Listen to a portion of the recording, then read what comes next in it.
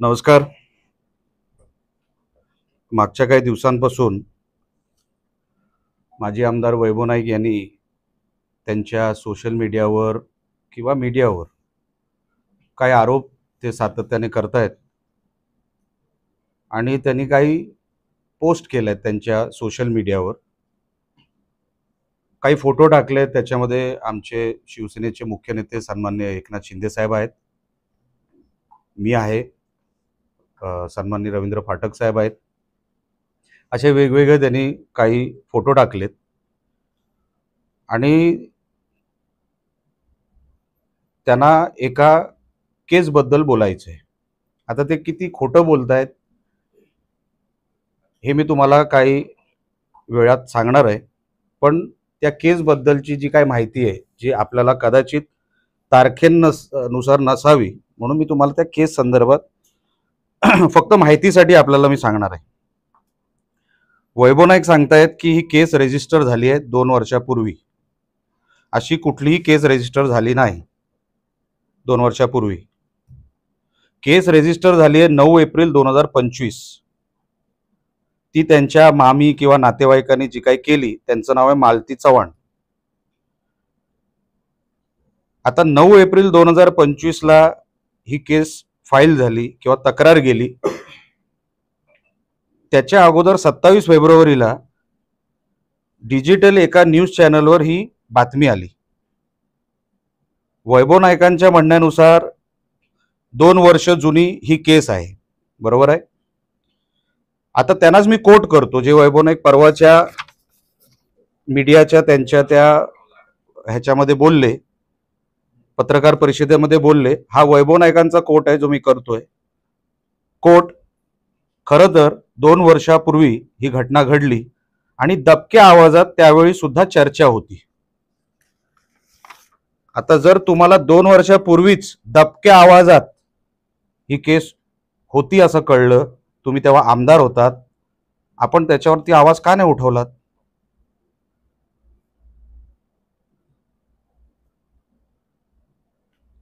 आपण 9 एप्रिल 2025 ला जेव्हा नातेवाईकांनी तक्रार केली, त्यानंतर वैभव नाईकांनी सोमवार दिनांक 14 एप्रिल 2025 ला हा व्हिडिओ टाकला त्या बिडवळकरचा. पण ते पोलिसांकडे अगोदर गेले नाहीत. पोलिसांकडे ते गेले 16 एप्रिल 2025 ला, म्हणजे 2 दिवसानंतर. आपल्याला माहिती आहे, जर आपल्याकडे कुठल्या गुन्ह्याची माहिती आली तर आपल्याला ती अगोदर पोलिसांना द्यायची असते. त्यांनी सोशल मीडियावर टाकली. आता टाकली आणि त्यानंतर ते 16 एप्रिलला गेले. आता ते म्हणतील नाही, आमचा तुमची सत्ता आहे, पोलिसांवर आमचा विश्वास नाही. मग 2 दिवसानंतर विश्वास कसा बसला? तुमचं तर डेलिगेशन गेलं पोलिसांना भेटायला.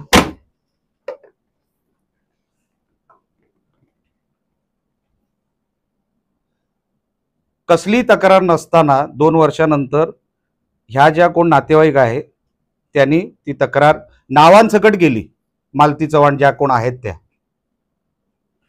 की असं असं झालं तसं.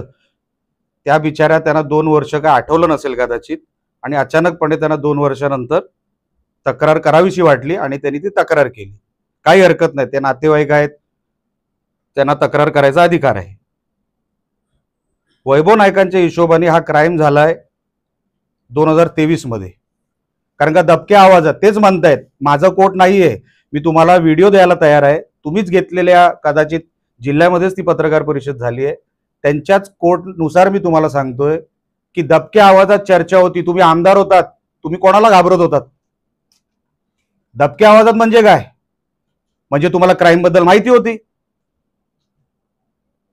म्हणजे तुम्हाला सगळं माहिती होतं. आणि म्हणून मी परवाच्या व्हिडिओमध्ये मी बोललो की आता बॉडी कुठे हे वैभव नाईकांनी सांगावं. कारण का 2 वर्षापूर्वी जर तुम्हाला ह्या विषयाची दबक्या आवाजात माहिती होती, म्हणजे तुम्हाला क्राईम बद्दल माहिती होती, तुम्ही तेव्हा पोलिसांना सांगितलं नाही. तुम्ही पोलिसांना न सांगता 14 एप्रिल 2025 ला तुम्ही व्हिडिओ टाकला आणि नंतर तुम्ही पोलिसांकडे गेलात. कशासाठी? तुमच्याकडे ठोस पुरावा होता तर तुम्ही पोलिसांकडे माहिती द्यायला पाहिजे होती. डिजिटल मीडिया आलेली बातमी 27 फेब्रुवारी, त्यानंतर 9 एप्रिलला नातेवाईकांनी केलेली तक्रार, त्यानंतर 14 एप्रिल वैभव नाईकांनी टाकलेला व्हिडिओ, त्यानंतर 16 एप्रिल SP साहेबांकडे गेलेली तक्रार. हे सगळं इतकं झटाझट म्हणजे तुमच्याकडे अगोदरपासून या क्राईम बद्दल माहिती होती. आणि म्हणून मी परवाच्या व्हिडिओमध्ये बोललो होतो, पहिले इंट्रोगेशन हे वैभव नाईकांचंच झालं पाहिजे. कारण का जर त्यांना या क्राईम बद्दल माहिती होती, तुम्ही लपवलीत का? तेव्हा तुम्ही आमदार होतात आणि आमदार या नात्याने तुम्ही काय घाबरत होतात का कोणाला? किंवा सिद्धेश शिरसाट तुम्हाला पैसे द्यायचा का गप्प बसायचे? आता हा संशय येणारच. आता तुमची सत्ता गेली आणि काहीतरी लपवायचा प्रयत्न हे वैभव नाईक करतायत, हे मी सातत्याने पहिल्या दिवसापासून बोलतोय. त्यांना 100% माहिती आहे. कारण का मागची 10 वर्ष सिद्धेश शिरसाटच्या कुठल्याही फेसबुकवर, कुठल्याही इंस्टाग्रामवर आमचा कोणाचा फोटो नाही. मग 10 वर्ष त्याला कोण प्रोटेक्शन देत होता? 10 वर्ष सिद्धेश शिरसाट प्रोटेक्शनचे पैसे कोणाला देत होता? जीवनमान 3 पटीने सुधारलं मागच्या 10 वर्षामध्ये. हा जो काय बाकीचा आरोपी, बाकीचे जे कोण आरोपी आहेत,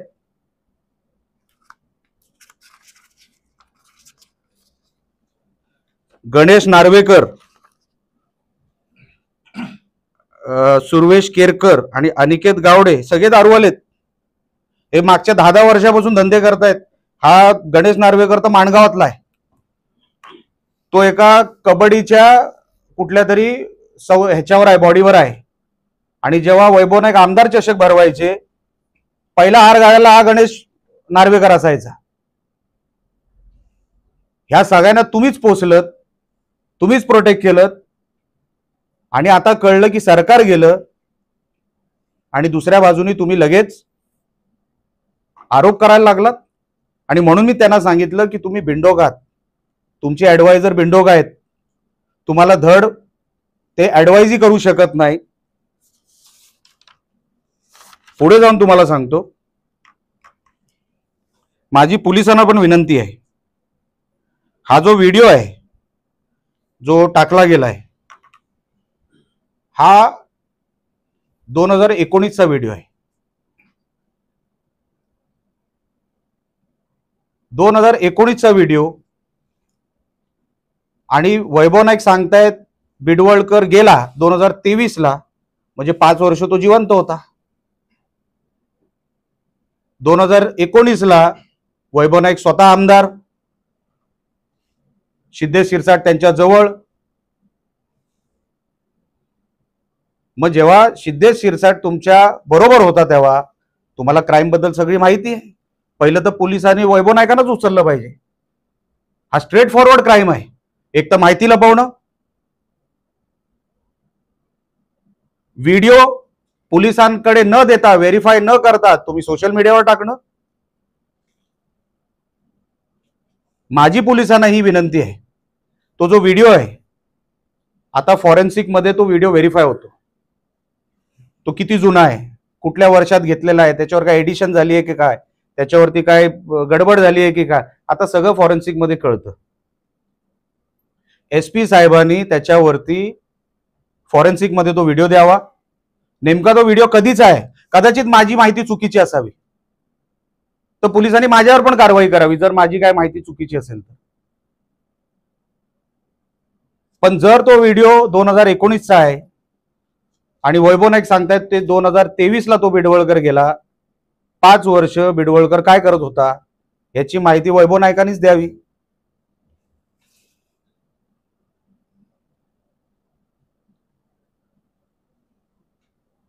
आणि SP साहेबांनी हा व्हिडिओ अगोदर व्हेरीफाय करावा. कारण का व्हेरीफाय केल्याशिवाय आपल्याला कळणारच नाही की व्हिडिओ कधी आहे आणि घातपात कधी झालाय. व्हिडिओचाच आधार घेऊन वैभव नाईक सांगतायत ना की घातपात झालाय, तर व्हिडिओ कधीचा आहे आणि घातपात कधीचा झालाय. आता SP साहेब तुमच्याकडे आहे बॉल कोर्टात. माझं कोणाचंही बाजू घ्यायची माझा काही विषय सुद्धा नाही. सगळ्यांवर कारवाई करा, आमचे कोण असतील आमच्यावर पण कारवाई करा. कोणालाही सोडू नका SP साहेब याच्यामध्ये. आणि माझी 100% मला माहिती आहे याच्यामध्ये वैभव नाईकांना माहिती आहे की बॉडी कुठे आहे. वैभव नाईक बोलतात की मी DPDC मध्ये SP साहेबांना असं सांगितलं की तुम्ही 2 वर्ष जुनी केस का उघडली. तुम्ही सगळे पत्रकार, बहुतेक पत्रकार तिकडे होतात. माझं वाक्य आहे का ते? माझं वाक्य काय होतं की SP साहेब तुम्ही 2 वर्ष जुनी मर्डर मिस्ट्री सॉल्व्ह केली, तुमचं अभिनंदन आहे. आता असंच तुम्ही ड्रगचा बिझनेस जो आहे तो उद्ध्वस्त करा, तो नेस्तानाबूत करा. कारण का ड्रग्जवर पण कडक कारवाई, कडक लक्ष देणं गरजेचं आहे, हे माझं वाक्य. पण ड्रग्जवाले काय तुम्हाला पैसे देतात काय वैभव नाईक? ड्रग्सचा विषय तुम्ही सोयीस्करपणे काढून टाकला. म्हणजे जिल्ह्यामध्ये ड्रग्जच यावे असं तुम्हाला वाटतंय का? मी SP साहेबांचं अभिनंदन केलंय की तुम्ही 2 वर्ष जुनी मर्डर मिस्ट्री सॉल्व्ह केली. रेकॉर्डवर बोललोय, बंद दरवाज्यामध्ये नाही बोललो. सगळे पत्रकार तुम्हीच होतात तेव्हा तिकडे.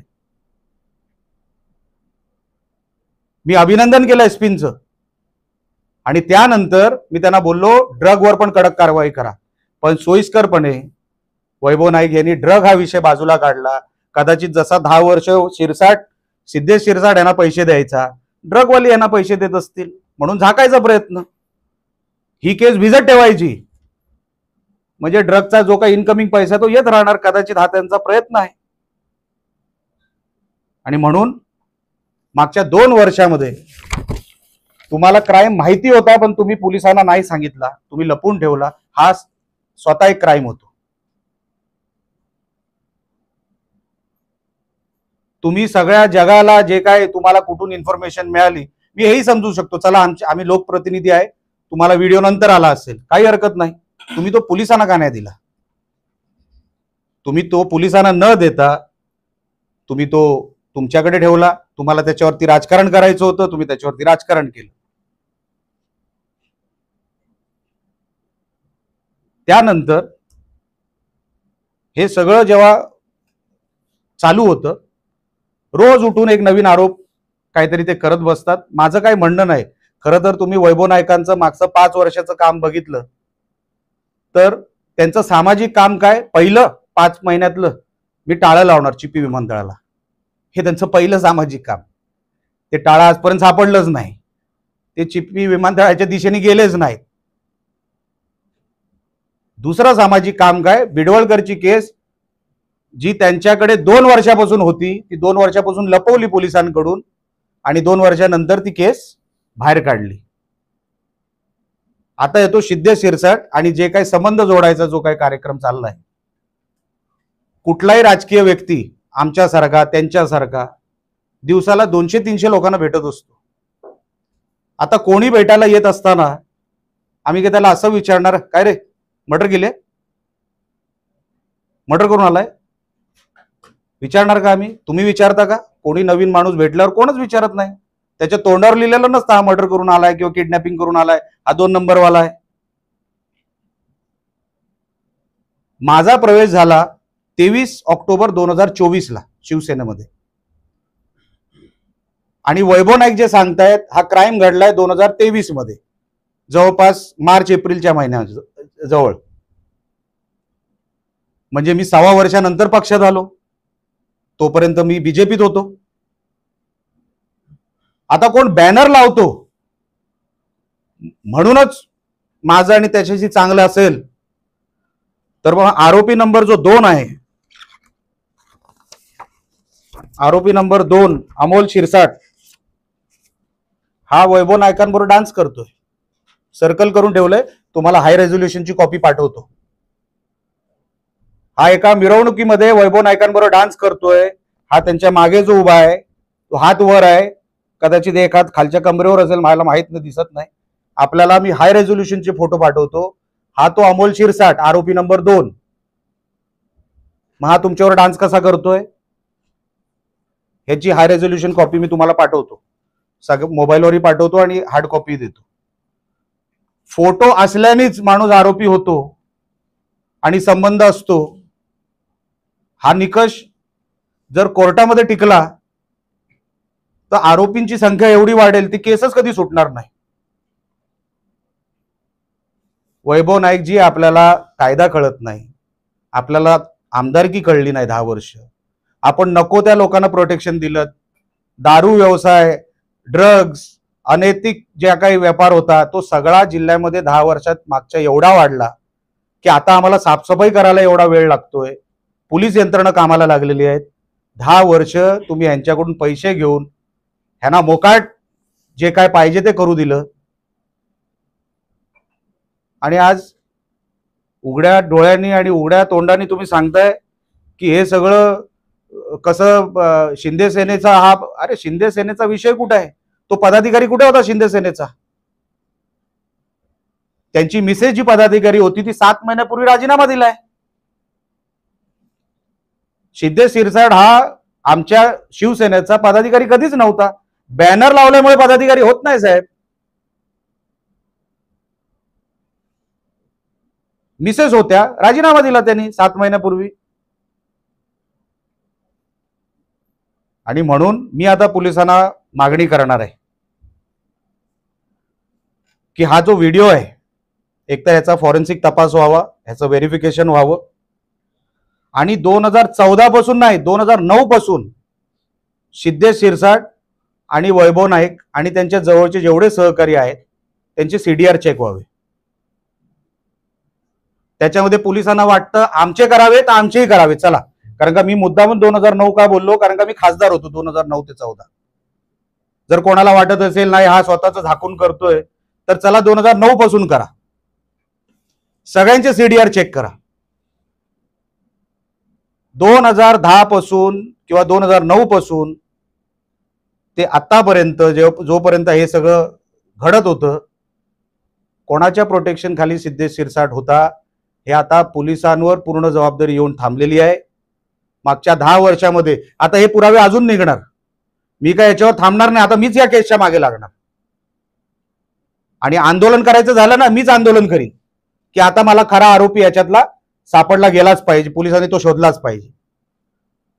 आणि जर वैभव नाईकांना असं वाटतंय की कोणाला तरी पुढे करून मीडियाला दुसऱ्यावर आरोप करून जर ह्याच्यातून माझा कुठेतरी लपता येईल, मला कुठेतरी लपता येईल, असं वैभव नाईक तुम्हाला लपता येणार नाही. तुमची पापं तुम्हाला इथेच फेडावी लागणार आणि तुम्हाला फेडायला लावणार. तुम्हाला ह्या बिडवळकरच्या केसमध्ये सुट्टी नाही, तुम्हाला जेलच.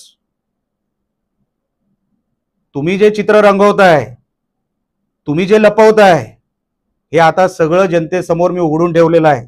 आता पोलिसांवर आहे आणि पोलिसांच्या पुढच्या कारवाईवर आहे की 2 वर्षापासून वैभव नाईकांना जर हा विषय माहित होता दबक्या आवाजात, जे ते स्वतःच्या स्टेटमेंटमध्ये म्हणतायत, माझं स्टेटमेंट नाही, तर आता पोलिसांची इन्क्वायरी कुठल्या दिशेने जावी हे आता पोलिसांनी ठरवावं. तो माझा काम, ते माझं काम नाही.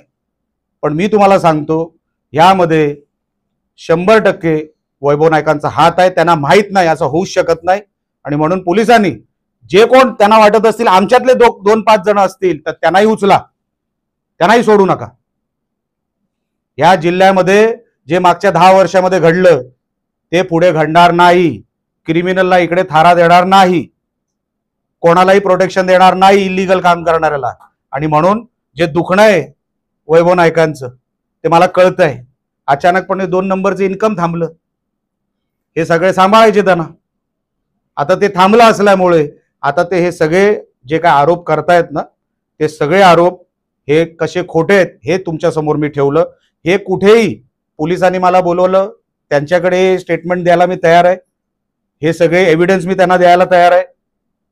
पण पोलिसांनी आता जसं ते बॉडी शोधतायत, अजून बॉडी मिळाली का नाही मला माहित नाही, कदाचित मिळाली नाही, पण जर बॉडी शोधायची असेल तर वैभव नाईकांना ते त्यांनी उचललं पाहिजे आणि वैभव नाईकांची ते इंट्रॉगेशन करून त्यांना ती माहिती त्यांच्याकडून ती सगळी काढली पाहिजे. आपल्याला काय या विषयावर बोलायचं असेल, विचारायचं असेल, विचारा. वैभव नाईक असं म्हणतात, सत्ता स्थानं तुमच्याकडे आहेत, पालकमंत्री तुमचे आहेत, खासदार तुमचे आहेत, आमदार तुमचे आहेत, मला एकदा पोलीस स्टेशन मध्ये घ्या आणि माझी चौकशी करा. वैभव नाईक मी तुम्हाला काय म्हणतो, त्यांची होणारच आहे, ते त्यांनी सांगायला कशाला पाहिजे. आता जे मी पुरावे तुमच्या समोर ठेवले आहेत, उलट तुम्हीच त्यांना, तुम्ही मला असं वाटतं पत्रकारच आहात, तर तुम्हीच उलट विचारायला पाहिजे, तुम्ही 2 वर्ष का लपवली बातमी तुमच्याकडे. इंट्रॉगेशनला त्यांना जावंच लागणार भाऊ, त्यांना सुट्टी नाही. तुम्हाला कायदा जर कळत असेल, पत्रकार म्हणून तुम्हाला सांगतोय, कायदा जर तुम्हाला कळत असेल तर त्यांना इंट्रॉगेशनला जावंच लागणार. कारण का त्यांनी सोशल मीडियावर अगोदर बातमी टाकली आहे पोलिसांना न देता. म्हणजे तुम्ही लपवलं, तुमच्याकडे ही माहिती होती, तुम्ही त्याची ऑथेंटिसिटी न चेक करता तुम्ही डायरेक्ट ती सोशल मीडियावर टाकली.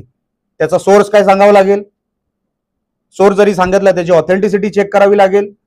तुम्ही तो पब्लिक डोमेन मध्ये टाकलात तर पब्लिक डोमेन जेव्हा कोर्टमध्ये केस चालू आहे, कॉन्स्टिट्यूशन ज्युडिशरी केस होते, जेव्हा कोर्टामध्ये कंटेम्प्ट होऊ नये असं तुम्ही काय बघितलं का? त्यांना पोलीस स्टेशनमध्ये जावंच लागणार आहे भाऊ. तुम्ही लक्षात घ्या, हा कायदा आहे, कायद्यातून कोणच सुटणार नाही, मीही नाही आणि तेही नाही. आणि सत्ता असल्यामुळे म्हणजे 2019ला जेव्हा सत्ता होती, हा व्हिडिओ जेव्हा बाहेर निघाला, म्हणजे तेव्हा सगळी सत्ता केंद्र त्यांच्याकडे होती. उद्धव ठाकरे तेव्हा मुख्यमंत्री होते. म्हणजे तुम्ही गैरफायदा घेतला का तेव्हा, असा अर्थ होतो का? उद्धव ठाकरे जेव्हा मुख्यमंत्री होते तेव्हा हे नागरानाचंच करत होते सगळं महाराष्ट्रभर, तुम्हाला माहिती आहे. म्हणजे वैभव नायकांना काय म्हणायचंय, जेव्हा उद्धव ठाकरे मुख्यमंत्री होते आणि 2019चा व्हिडिओ आहे तेव्हा हे काही करत होते का, हे स्वतःच मान्य करतायत. पण आम्ही कायदा हातात घेणार नाही. काही इन्स्टिट्यूशन आहेत कायदा हाताळण्याचे, ते हा कायदा हाताळून योग्य तो मार्ग काढतील. कायदा इम्प्लिमेंट करणं माझं काम नाही, कायदा इम्प्लिमेंट करणं आता पोलिसांचं काम आहे.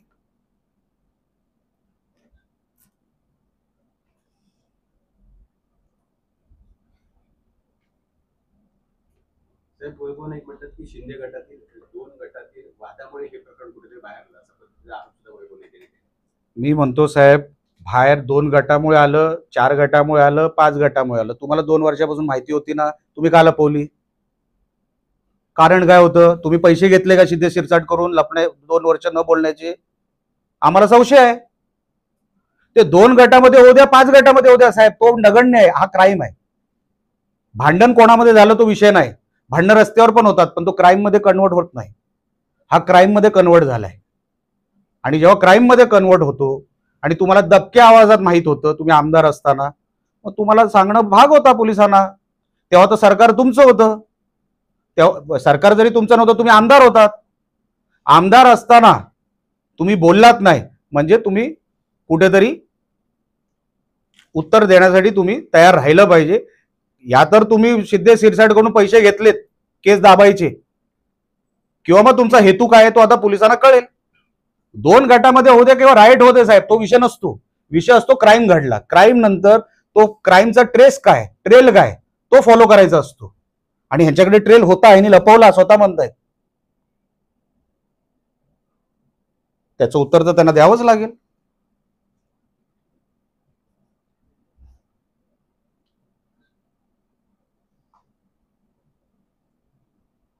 एक दुसरा प्रश्न विनायक राऊत यांच्याबद्दल आहे. विनायक राऊत म्हणतात की खासदार नारायण राणे आहेत ते मतदारसंघात फिरत नाहीत, अशा पद्धतीचे ते आरोप करतायत. खासदारांना शोधून दाखवा, आम्ही बक्षीस देऊ, अशा पद्धतीचे. मी बघा, आज पत्रकार परिषद एका विषयासाठी घेतली आहे, त्याच विषयावर आज मी ही पत्रकार परिषद संपवणार आहे. इतर कुठला विषय असेल मी कदाचित उद्या परवा जेव्हा दुसरी पत्रकार परिषद घेईन आपण तेव्हा हा प्रश्न विचारा. पण आता ही पत्रकार परिषद ह्या विषयावर होती. ह्या विषयावर, हा गंभीर विषय आहे. आमदारांनी एक मर्डर केस लपवली आहे, तेव्हाच्या आमदारांनी 2 वर्षापूर्वी. हा गंभीर विषय आहे. तुम्ही मर्डर कशी लपवू शकता? तुम्ही संविधानिक पदावर होतात 2 वर्षापूर्वी आणि तुम्ही सांगताय दबक्या आवाजात, म्हणजे तुम्ही पैसे घेतलात शिंदे शिरसाट करून गप्प बसायचे, सरळ अर्थ आहे. म्हणून आजची ही पत्रकार परिषद ह्यापुरती सीमित होती. बाकीचे विषय आपण 2 दिवसानंतर घेऊ. संजय राऊत असं म्हणताय की 27 मर्डर झाले सिंधुदुर्ग जिल्ह्यामध्ये, 9 मर्डर हे शिवसैनिकांचे होते, 7 मर्डर. तुम्ही ठरवा अगोदर किती होते ते, तुमच्यात एक मत करा अगोदर. काय झालं? 27 मर्डर झाले, त्याच्यामधले 9 मर्डर हे शिवसैनिकांचे. त्याला एवढी माहिती आहे, कदाचित त्यांनीच केली असावे. आम्हाला जावं लागेल सिंधुदुर्गात. अरे म्हणजे सिंधुदुर्ग काय पाकिस्तानमध्ये आहे की काय? अरे कधी या काय, त्याला काय फरक पडतो? आणि विषय बघा, लक्षात घ्या, तुम्ही ही बातमी कशी बनवाल हे तुमच्यावर आहे, पण सिंधुदुर्गात कशासाठी या? वातावरण बिघडवायला. काय द्यायला नाही. आता मला सांगा, जेव्हा मर्डर जेव्हा झाल्या ते जेव्हाच्या, मला माहित नाही ना केव्हाचा उल्लेख केला, 5 वर्ष 2014 ते 2019 आम्ही सत्तेत नव्हतो. जिल्ह्याचे पालकमंत्री कडे गृह खातं पण होतं, राज्यमंत्रीपद, जर आपल्याला आठवत असेल तेव्हा. बरोबर आहे, तेव्हा शिवसेना एक होती, पण गृह खातं हे राज्यमंत्रीपद जिल्ह्याकडे होतं. बरोबर की चूक? तेव्हा फायली उघडायला पाहिजे होत्या. दूध का दूध पाणी का पाणी झालं असतं. त्याच्यानंतर उद्धव ठाकरे 2.5 वर्ष मुख्यमंत्री, 7.5 वर्ष तुमच्याकडे सत्ता होती. काय केलं तुम्ही? तेव्हा केसेस उघडायला पाहिजे होत्या. मुख्यमंत्री आहे, उघडल्या असत्या. पण तेव्हा काय करायचं नाही. सत्ता गेली, आता सगळं हातातून गेलं. आता वातावरण बिघडून लोक आपल्याकडे वळतात की नाही हे बघण्याचा जो प्रयत्न आणि करण्याचा जो प्रयत्न आहे ना, त्याच्या पलीकडे संजय राऊत काय करूच शकत नाही. काहीच करू शकत नाही. जिल्ह्याला काय देऊ शकणार नाही. ते येणार, आमच्या विरोधात भाषणं करणार, शिव्या देणार, त्याच्या पलीकडे काय करणार आहेत. पण 7.5 वर्ष तुमच्याकडे सत्ता होती, तेव्हा तुम्ही त्या सत्तेचा वापर आमच्यावर केसेस उघडण्यासाठी करायला पाहिजे होत्या. गृह खातं 5 वर्ष या जिल्ह्याकडे 5 वर्ष होतं या जिल्ह्याकडे, तेव्हा का नाही उघडलं? 2.5 वर्ष जसं बोललो उद्धव ठाकरे होते. म्हणून बघा, वातावरण बिघडवायला कोणाला यायचं असेल ती त्यांची मर्जी आहे. त्यांनी पुरावे पोलिसांना द्यावे. अमुक अमुक व्यक्तीचं मर्डर झालं, आम्हाला संशय अमुक अमुकांनी केला, लक्षात आलं ना. पुरावे दिल्यावर विषय संपला. त्याचं भांडवल करायचं आहे तर मग त्याला राजकारण म्हणतात. तुम्ही भांडवल करा. लोकांना आता लक्षात आलेलं आहे की संजय राऊत कधी जनतेतून निवडून येऊ शकत नाही. त्यांना कधी निवडूनच यायचं नाही. ते दुसऱ्यांच्या मतांवर 30-50 मतांवरच ते खासदार होतात. त्यांना जनतेतून निवडूनच यायचं नाही. त्यांना काय वातावरण बिघडू दे, सिंधुदुर्ग भांडू दे, इकडे कारखाने नाही आले तरी चालतील, सगळं बंद पडलं तरी चालेल. त्यांच्या डॅडीचं काय जातं? राजाराम ना, काय ते श्री राजाराम राऊतांचं काय जातं? साहेब, अजून एक वैभव नाईकांच्या बद्दल प्रश्न आहे. कारण वैभव नाईकांबद्दल तुम्ही आता आरोप केले, यापूर्वी सुद्धा छत्रपती शिवाजी महाराजांचा ज्यावेळी पुतळा पडला त्यावेळी सुद्धा त्याच्यावर आरोप झालेले होते, पण त्याची सुद्धा चौकशी कुठेतरी झाली नाही. पुढे वैभव नाईकांवरती आरोप झाले, त्याची कुठेतरी चौकशी झाली. आता 4 महिने होत आहेत. बघा, लक्षात घ्या, तो कार्यक्रम नेव्हीचा होता. नेव्हीची एक स्वतंत्र बॉडी आहे. त्याच्यामध्ये देशामध्ये आम्हाला कोणालाच अधिकार नाही तिकडे त्या बॉडीमध्ये इंटरफेअर करायचा. आता त्याच्यामध्ये त्या बॉडीनी आणि महाराष्ट्र सरकार मिळून जेव्हा तो रिपोर्ट बाहेर काढतील तेव्हा काढतील. पण तुम्हाला आठवत असेल, मी वैभव नाईकांसारखं घाणेरडं राजकारण केलं नाही. तेव्हाच्याही माझ्या स्टेटमेंटमध्ये मी असं म्हटलं की देव करो याच्यामध्ये वैभव नाईकांचा हात नसावा, कारण का ते 15 मिनिटात पोचले होते. पुतळा पडला किंवा पडणार आहे हे त्यांना काय स्वप्नात तर आलं नसेल. ते तयारीने कसे गेले हा माझा विषय होता. म्हणून 15 मिनिटात जो माणूस पोचतो, मी म्हटलं महाराष्ट्रात तुम्हाला तोंड दाखवायला जागा राहणार नाही. देव करो हा आरोप खोटा असावा, मी तेव्हाही बोललो. मी त्याचं भांडवल केलेलं नाही, लक्षात घ्या. म्हणून मी घाणेरडं राजकारण करत नाही साहेब. मी 5 महिन्यामध्ये वैभव नाईकांना वाटतं हे सगळं मला काय ते नावं देऊन आका फाका काय ते आहेत ते नावं देऊन फार मोठं काहीतरी पराक्रम होणार. अहो साहेब, मला काय मिळवायचंच नाही. मी आमदार झालो ना, हेच माझ्यासाठी भरपूर आहे. मला कुठे काय मिळवायचं आहे. पण त्यांना जे काय वाटतंय ना, बदनाम करणार, ह्याचं असं होणार, कर बाबा, शुभेच्छा आहे. माझं काही नाही. आणि मी जे काय ते पोलिसांना समोर जाऊन सांगणारा माणूस आहे. वैभव नाईकांनी तयार ठेवावी ह्या सगळ्या विषयाची. नारायण राणेंचा विजय उत्सव साजरा करणार तो दारूच्या पैशातून करणारा, म्हणजे सिद्धेश शिरसाटच्या पैशातून साजरा करणारा असा वैभव नाईक आरोप केला. आता त्याचं सिद्धेश शिरसाटचा पैसा काळा की गोरा हा वैभव नाईकांना जास्त माहिती, म्हणून त्यांना सेलिब्रेशन खरं कळलं असेल सिद्धेशने कधी केलं ते. बीडवरकर प्रकरण हे बीडच्या प्रकरणाशी जोडून कोकणाची बदनामी होते असं ते मी बोललोच आहे. मी त्यांना तेच हवं आहे. त्यांना निवडून कुठे यायचं आहे. त्यांना 5 वर्ष सिंधुदुर्गात काय आलं नाही तरी चालेल, पैसे आले नाहीत तरी चालेल, विकास निधी आला नाही तरी चालेल. वैभव नाईकांची 5 महिन्यामध्ये मी तुम्हाला 2 कामं सांगितली, 2च कामं गेली. मी टाळं घेऊन चिपी विमानतळ बंद करणार, टाळंही मिळालं नाही, गेलेही नाहीत. आणि हे दुसरं 5 महिन्यामध्ये सामाजिक काम, माझी आमदार, त्यांच्याकडून हीच अपेक्षा आहे. त्यापेक्षा पलीकडे अपेक्षाही नाही.